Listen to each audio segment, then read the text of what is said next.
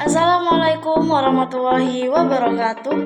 Halo guys, perkenalkan nama saya Eva Wulandari, Prodi PGSD di kampus STKIP PGRI Bangkalan. Di sini saya akan mempresentasikan hasil tugas saya dari dosen pengampu Ibu Miranti Widi Andriani selaku dosen mata kuliah bimbingan konseling. Pada kali ini saya akan membahas materi yang berjudul perkembangan peserta didik. Lebih lanjutnya, yuk mari kita tonton video saya hari ini. Mari kita tonton.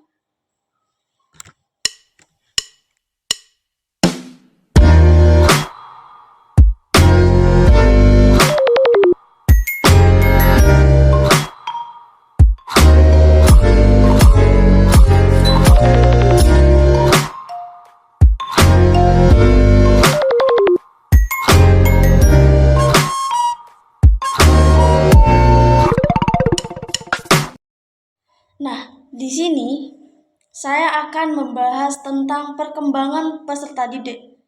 Apa itu sih perkembangan peserta didik? Pasti tidak asing kan? Nah, jadi perkembangan peserta didik adalah merupakan proses pemberian bantuan kepada individu atau kelompok oleh konselor. Biasanya guru bimbingan konseling itu juga disebut dalam sekolah itu BK, memiliki peran penting dalam membimbing peserta didik agar apa? Agar dapat mencapai cita-cita, mengembangkan potensi, dan menyesuaikan diri dengan lingkungan mereka. Layanan bimbingan konseling dapat bersifat perorangan maupun kelompok dan meliputi berbagai aspek seperti bimbingan pribadi, sosial, belajar, dan karir. Oleh karena itu, bimbingan konseling di sekolah dasar maupun madrasah ibtidaiyah sangat diperlukan. Untuk apa? Untuk membantu peserta didik dalam menghadapi berbagai permasalahan dan mengembangkan diri secara holistik. Manfaat dan tujuan bagi pendidik. Yang pertama, membantu peserta didik dalam mengenali atau memahami dirinya dan lingkungan di sekitarnya. 2. Membantu peserta didik dalam memberikan bekal kepada peserta didik dengan keterampilan untuk mencapai tujuan. Nah, dari maksud penjelasan manfaat dan tujuan bagi pendidik adalah untuk membantu peserta didik dalam mengenali atau memahami dirinya, serta memberikan bekal kepada mereka. Contohnya, pendidik dapat menggunakan pendekatan pembelajaran yang memungkinkan peserta didik untuk mengeksplorasi minat, bakat, dan potensi diri mereka. Tujuannya lainnya adalah memberikan pengetahuan, keterampilan, dan nilai-nilai yang dapat membantu peserta didik dalam kehidupan sehari-hari dan karir mereka di masa depan. Manfaat dari pendekatan ini adalah membantu peserta didik menjadi pribadi yang lebih sadar akan potensi dan kelebihan diri sehingga mampu mengembangkan diri secara optimal. Dalam konteks pendidikan, tujuan dan manfaat bagi pendidik adalah membantu peserta didik dalam mengenali diri mereka dan memberikan bekal pengetahuan serta keterampilan yang berguna bagi kehidupan mereka di masa depan. Salah satu contohnya adalah dengan memberikan pemahaman tentang nilai-nilai, etika, dan keterampilan yang dibutuhkan dalam dunia kerja. Hal ini juga dapat membantu peserta didik mempersiapkan diri untuk menghadapi tantangan di masa depan. Manfaat dan tujuan peserta didik. Yang pertama, memiliki pengetahuan tentang konsep perkembangan peserta didik. Peserta didik dapat memahami tahapan perkembangan mereka dan bagaimana pembelajaran harus dikemas sesuai dengan tingkat kemampuan mereka. Pengajaran sesuai dengan tingkat kemampuan peserta didik atau teaching at the right level adalah pendekatan yang fokus pada kesiapan belajar peserta didik dan memberikan waktu yang cukup untuk mereka membangun dan meningkatkan kompetensi. Yang kedua, mampu menerapkan pengetahuan yang dimiliki dalam proses pembelajaran sesuai dengan tahapan perkembangan peserta didik. Dapat juga menggunakan pengetahuan yang dimilikinya untuk memahami dan mengaplikasikan materi yang diulas dalam tahapan perkembangan yang tepat. Pengajaran yang berdiferensi dapat digunakan juga untuk membantu peserta didik yang berbeda dalam fase perkembangan.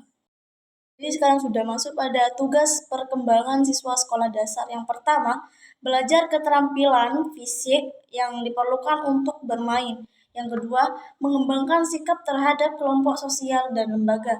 Yang ketiga, mengembangkan keterampilan dasar untuk membaca, menulis, dan berhitung dalam pembelajaran.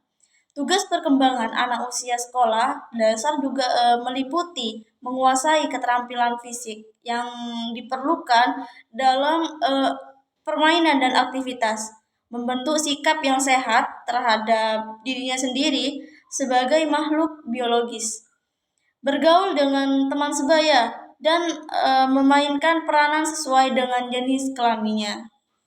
Anak-anak diharapkan untuk maju dengan kecepatan mereka sendiri dalam mempelajari kemampuan-kemampuan yang penting, termasuk kemampuan menulis, membaca, mengeja, matematika, ilmu-ilmu sosial, ilmu pengetahuan alam, seni, musik, kesehatan, dan kegiatan fisik.